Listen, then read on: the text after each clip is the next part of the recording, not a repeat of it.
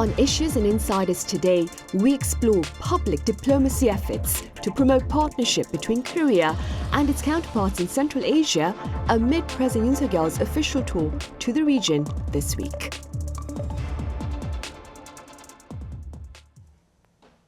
Hello and welcome to yet another edition of Issues and Insiders. I'm Min Sunhee.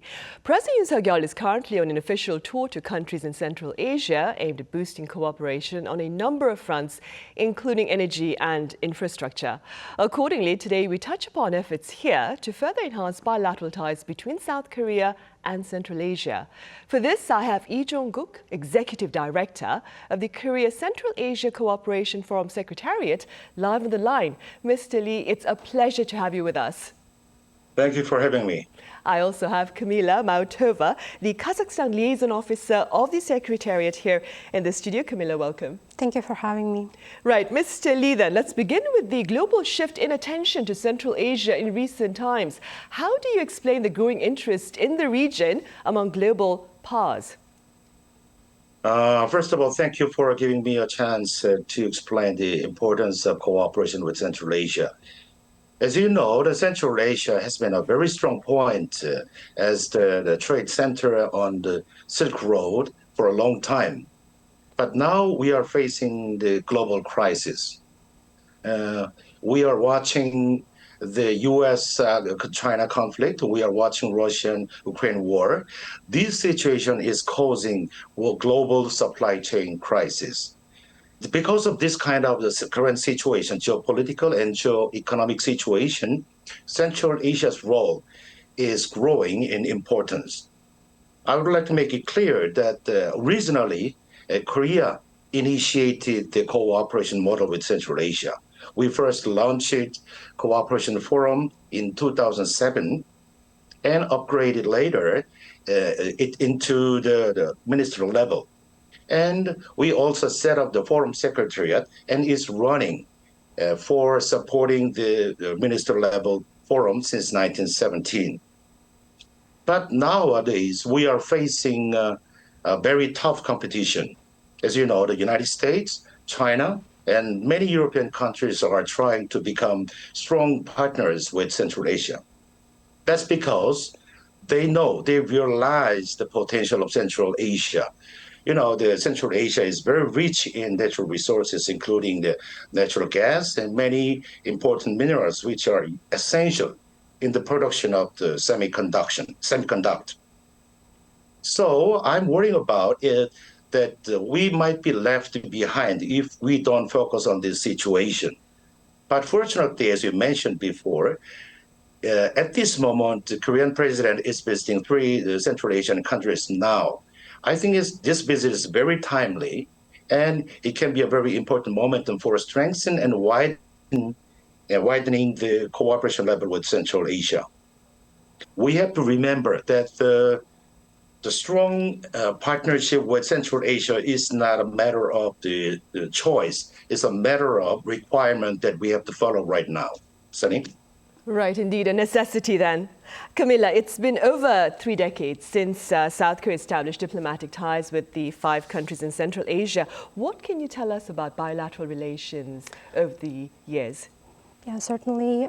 If we talk about the Kazakh-Korean political dialogue, our diplomatic relations were established in 1992, and since then Kazakhstan and Korea are enjoying a very friendly relations tied with the strategic partnership in the highest level. So over the past 30 years, the presidents of Kazakhstan have visited South Korea around 6 times, and in return the presidents of South Korea have visited Kazakhstan 6 times also. So I believe that this kind of frequent high-level exchanges indicate to us about the deep mutual trust, understanding, and affinity between the 2 states. And also there is a regular visits and exchanges between foreign ministers, parliament members, and state officials, which is advancing the strategic partnership. And because they allow us to determine a current agenda with the most promising areas of cooperation. and to actually, most importantly, they activate the cooperation by moving it from the stage of initiative to a concrete project. And in terms of cooperation with the Central Asia, I would like to also mention our Secretariat. So the Korea Central Asia Cooperation Forum Secretariat was launched in 2007 in order to embark on the cooperation between Korea and Central Asia. We're annually hosting forums on the ministerial level, but actually our cooperation was so robust that it required us to open a full-blown secretariat with the physical office in Seoul in 2017. So in Secretariat we have the 5 representatives of Central Asia, including me, and our main goal is to ensure the smooth cooperation and to run various projects in the priority areas.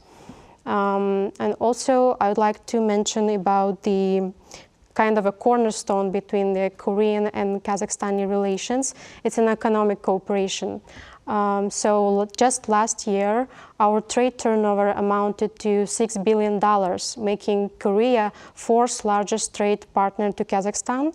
And besides that, it's the 6th largest foreign investor to Kazakhstan's economy. Since 2005, Korea made investments to $9 billion, excuse me.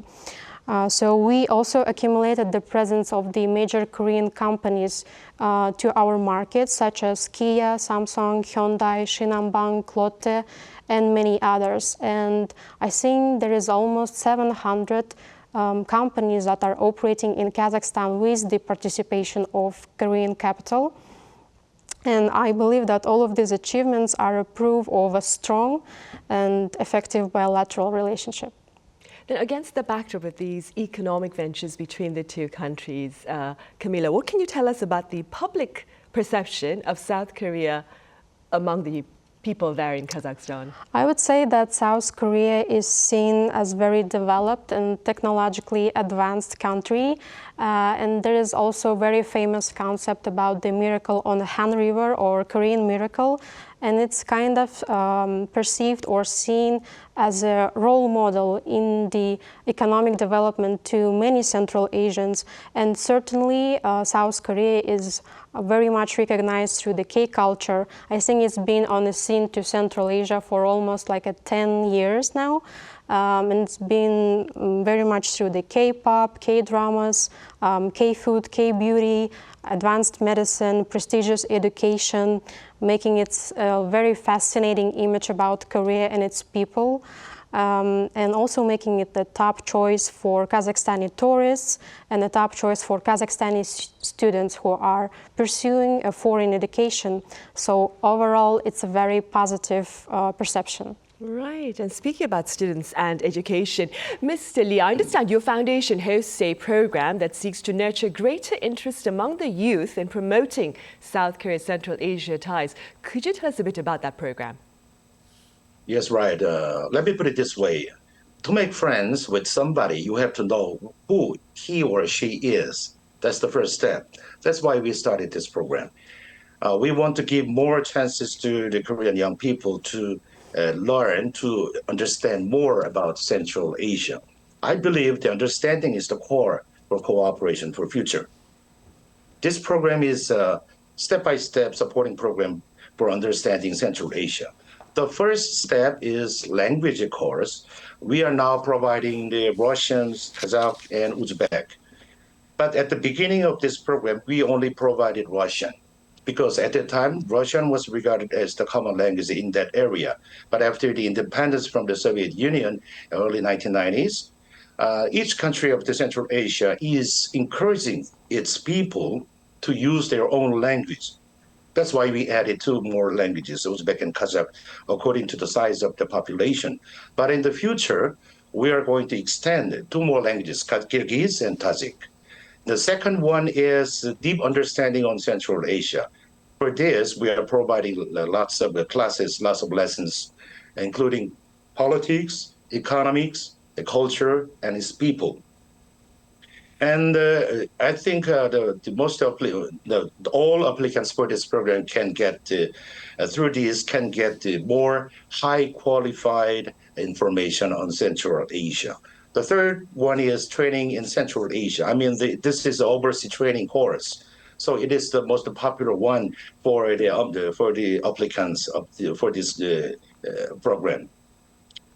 Through this course, we are giving opportunities to experience directly the Central Asia and its people.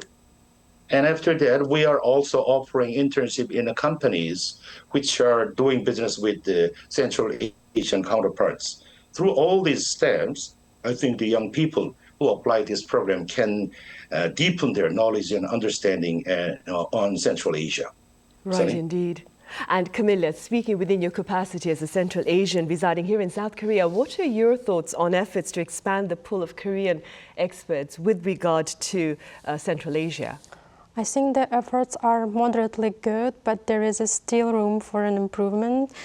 Since coming to Korea, it's been almost 2 years, and I realized that there is not much Korean experts on Central Asia. I think it's solely due to the fact that there is no educational institutions that are offering like a major course on Central Asian studies. I think the only institution that are offering such course is the Hankuk University of Foreign Studies. And I think it's essential for Korea to have a deep understanding about the politics, culture, and economic dynamics of Central Asia in order to effectively engage into diplomacy and trade relations. So in this regard, I'd like to mention the efforts of Secretariat. We launched the Eurasia Youth Academy program, which is tailored for Korean students, and it's a short-term course on the Central Asian studies. So by this, we are trying to kind of generate a new cohort of the Korean experts on Central Asia. And also Secretariat prioritizes hosting various events in the many fields, and we are inviting the Central Asian experts to Korea for them to share the knowledge about Central Asia and for Korean experts to gain some insights and deeper understanding about that. And I think that these efforts are great, but in future I hope we can see like an more major courses in the institutions of South Korea. Right, for sure, of course. Moving forward, Mr. Lee, what would you say is the perhaps significance of public diplomacy in international relations? Yes, and you got a point. Nobody can deny the formal diplomacy is very important and essential. And also the economic diplomacy is important too. Frankly speaking, previously, the public diplomacy was regarded as a simple supporting tool for formal diplomacy.